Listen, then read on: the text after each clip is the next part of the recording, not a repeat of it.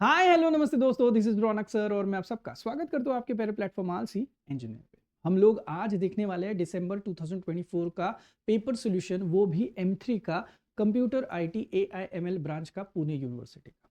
इस वीडियो में मैं आपको यूनिट 3 स्टैटिस्टिक्स के सारे दिसंबर 24 के सॉल्यूशंस दिखाने वाला हूँ और शॉर्ट में एक्सप्लेन भी करने वाला हूँ। आप मुझे पता है, आप पूछोगे सर शॉर्ट में क्यों एक्सप्लेन करोगे, बिकॉज देखो यार, पीवाईक्यू आप लोगों ने करने हैं, इसके बारे में कोई दो राय है नहीं, लेकिन प्रीवियस ईयर्स क्वेश्चंस करने से पहले इट इज इंपॉर्टेंट कि आपके कॉन्सेप्ट सही है कि नहीं वो आप देख लो। तो कॉन्सेप्ट की पढ़ाई करने के बाद ही आप इस वीडियो पे आए हो, ये आपको पहले समझ लेना है, नहीं तो वीडियो को पॉज करो, पहले कॉन्सेप्ट सही से करो। अब कॉन्सेप्ट सही से कहाँ से करोगे, वो भी इतने कम समय में।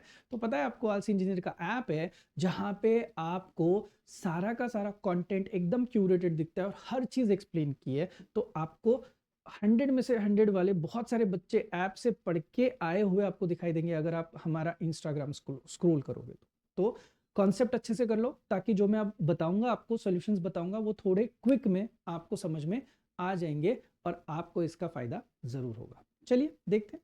तो दोस्तों, स्टैटिस्टिक्स ये जो यूनिट है, इसके दिसंबर 2024 को जितने सारे क्वेश्चंस आए थे उसका सोल्यूशन हम लोग अभी डिस्कस करने वाले हैं। आप देख सकते हो इसकी शुरुआत होती है मोमेंट वाले सम से। आपको the first 4 moments of a distribution about the value 5 are given 2, 20, 40 and 50। अब ये आपके कौन से मोमेंट्स है? रॉ मोमेंट्स, यानी कि dash, μ1 dash, μ2 dash, μ3 dash and μ4 dash. अब आपको किसको किसको फाइंड आउट करना है?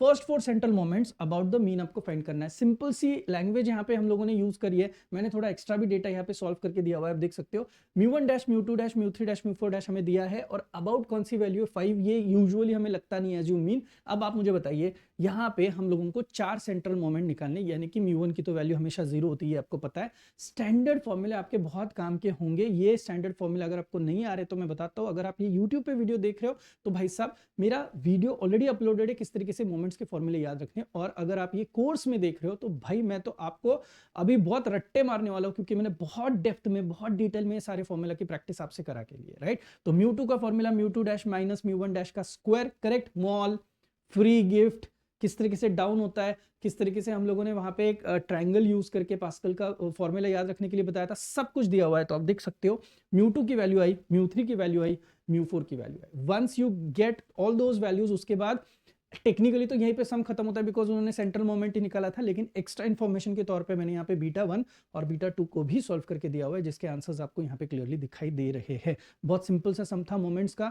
लग अच्छा था आपका कि यहाँ पे कहीं पे आपके पॉइंट्स में कुछ आंसर्स आए नहीं, और लग और भी अच्छा था कि आपको ऑलरेडी रॉ मोमेंट दिए थे। कभी कभी आपको पता है रॉ मोमेंट भी नहीं देते, तो रॉ मोमेंट निकालना अलग और उसके बाद ये सॉल्विंग अलग, वो भी आपको एग्जाम में 5 मार्क के लिए एग्जाम में पहले भी पूछा गया है, राइट।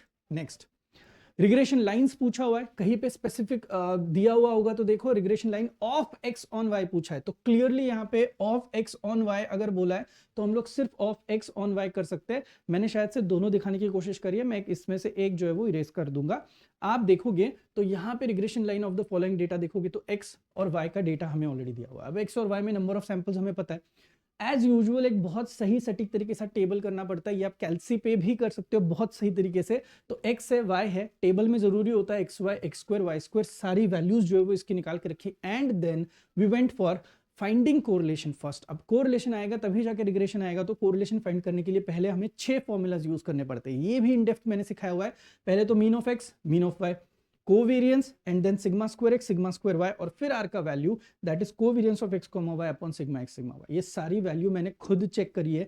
तो यहाँ पे ये सब सॉल्व करने के बाद आपको आंसर आता है -0.919। याद रखना, ये आंसर -1 to 1 के बीच में ही होना चाहिए, तभी आपका करेक्ट आंसर आएगा। तो ये आपका कोरिलेशन का आंसर है। बोलोगे सर कोरिलेशन से हमारा क्या फायदा? अब हमें रिग्रेशन लाइन ऑफ क्या निकालना था? एक्स। अब मैंने यहाँ पे क्या करा है, दोनों निकाल के दिए। आप regression line of y on x भी एग्जाम में आ सकता है, regression line of x on y भी आ सकता है। पूछा क्या है? Regression line of x on y। तो आप ये मत कीजिएगा, आप बस ये भी करोगे तो भी चलेगा। The format in this case is very simple, x minus x bar is equal to y minus y bar लिखो, फिर बीच की जगह पे r, सिग्मा सिग्मा लिखो, ऊपर x नीचे y, क्योंकि लाइन किसकी है? x की। सारी वैल्यू आपको पता है, बस यहाँ पे कैलकुलेशन बहुत सही तरीके से होना चाहिए। बच्चों को ये नहीं आता है, ये पूरा कैलकुलेट करोगे तो आता है -1.299। ये इन दोनों को मल्टीप्लाई होगा दोस्तों, ये गलती बच्चे करते हैं। तो ये मल्टीप्लाई होगा तो यहाँ पे y, और ये मल्टीप्लाई होगा इंटू 8 के साथ भी मल्टीप्लाई होगा। अब ये आने के बाद whatever is the value that is 10.392, इधर पे आपको सिर्फ x चाहिए, तो ये -6 का एलिमेंट ऐड हो जाएगा। ये सब कुछ इसमें ऐड होने के बाद इसी बंदे के साथ ये ऐड हो जाएगा, this plus this and the answer is 16.392, that's it. इस तरीके से आपको ये आंसर मिलता है। तो थीम समझ में आ रही है? देखो किसी भी तरीके से जब आप इस तरीके का फॉर्मेट करोगे तो आपको आंसर्स आना बहुत ज्यादा जरूरी है। Understood my point. अब हैविंग सेड दिस, ये regression line of x, similarly आप रिग्रेशन लाइन ऑफ वाई कर सकते हो अगर आपको पूछा गया है तो। अभी फिलहाल इस पेपर में आप मुझे बोलोगे तो इस पेपर में ये वाला पार्ट नहीं पूछा है, तो वापस एक्स्ट्रा करने की जरूरत नहीं है जस्ट बिकॉज मैंने किया है इसलिए। Next, fit a linear curve fitting का समय भाई, यहाँ पे हम लोगों को y is equal to x plus b best है। नंबर ऑफ सैंपल्स देखोगे तो 8 सैंपल्स है, तो 8 सैंपल्स के लिए हम लोगों को एक्स वाई एक्स स्क्वायर और लगता है एक्स वाई। इसके भी स्टैंडर्ड फॉर्मूलाज मैंने सिखाया हुआ, आप देख सकते हो। यूजुअली क्या होता है जब आप y is equal to x plus b के लिए जाते हो, जब आप y is equal to a x plus b के लिए जाते हो तो आपको दो अननोन्स उनको निकाल के देने के, दो अननोन्स के लिए आपकी दो इक्वेशंस आना बहुत जरूरी है। तो वो जो दो इक्वेशंस है वो बनती है कैसे, ये आपका ओरिजिनल। इसके दो इक्वेशंस देखो कैसे बनती है। सबसे पहले तो दोनों जगह पे, सब जगह पे समेशन लगाना है और b को अकेला ना लगे इसलिए यहाँ पे n लगाना है। ऐसी ट्रिक मैंने सिखाई थी। अब यहाँ पे सारी वैल्यूज पुट करने के बाद एक इक्वेशन आई, दो अननोन्स निकालने। सेम इसी में अभी अगर y यहाँ पे तो x ठूसो, यानी कि ये समेशन एक्स वाई बन जाएगा, a as it is summation x square और यहाँ पे n हट के b समेशन x आएगा। ये भी स्टैंडर्ड फॉर्मूला है। यहाँ पे वैल्यू पुट करोगे तो यहाँ पे आपकी इक्वेशन आएगी। दो इक्वेशंस कैलसी पे डायरेक्ट साइमल्टेनियस इक्वेशन के तौर पे सॉल्व करोगे तो आपको a और b के डायरेक्ट आंसर मिल जाएंगे and then you can write a y is equal to x plus b के फॉर्मेट में a और b का वैल्यू। होपफुली समझा है आपको, क्लियर है आपके लिए। तो ये था क्वेश्चन नंबर 2 पूरा का पूरा। अब जाते हैं हम लोग क्वेश्चन नंबर 3 जो कि और भी आसान है।